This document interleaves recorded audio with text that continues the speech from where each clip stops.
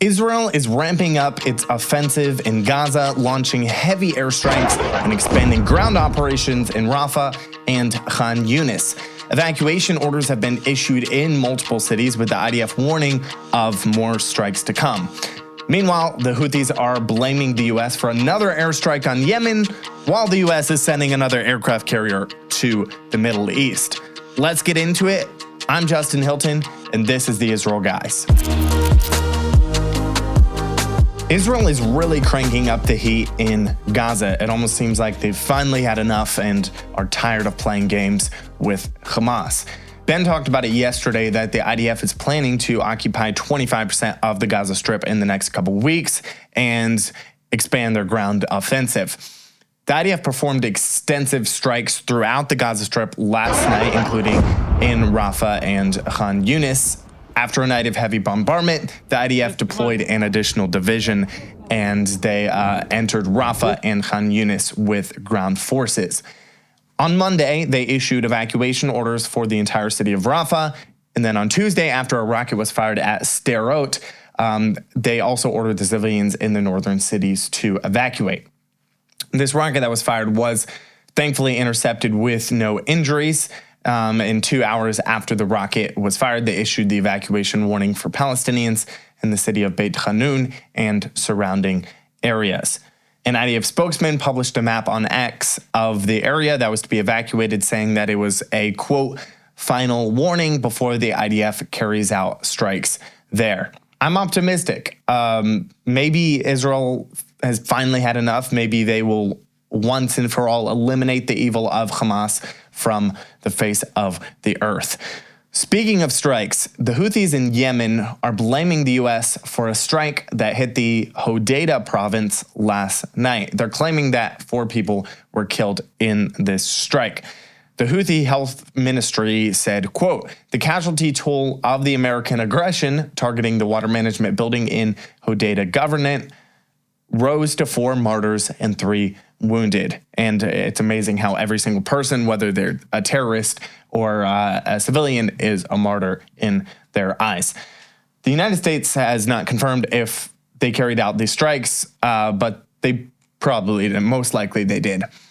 By the way, Israeli officials believe the Houthis, thankfully, now only have a limited number of operational ballistic missile launchers.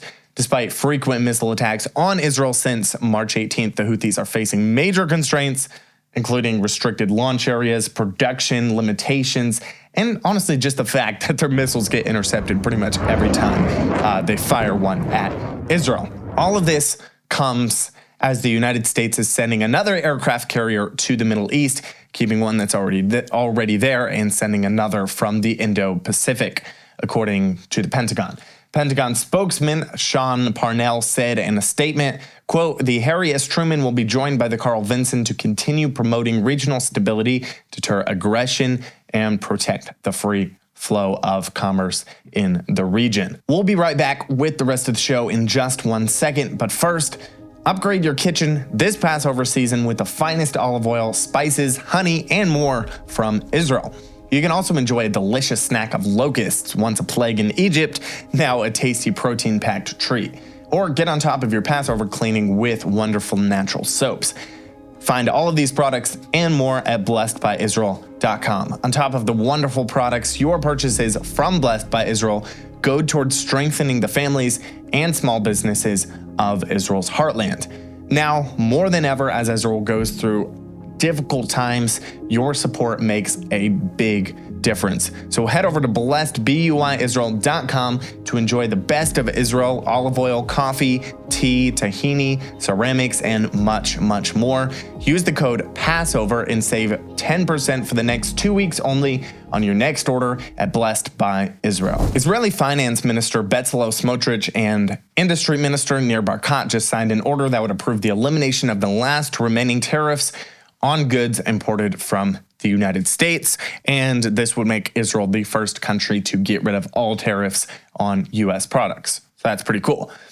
Israeli media reported that the move came in anticipation of Trump's Liberation Day on Wednesday, today, where he's supposed to unveil a country-based tariff plan. Since Israel and the United States signed a free trade deal in 1985, some 98% of goods were already tax-free. Smotrich said, quote, "Most U.S. products imported into Israel are already exempt from tariffs, and today we approved the removal of the remaining tariffs on all American goods entering Israel." The current U.S. administration presents a real opportunity to reshape the strategic economic relationship between our countries.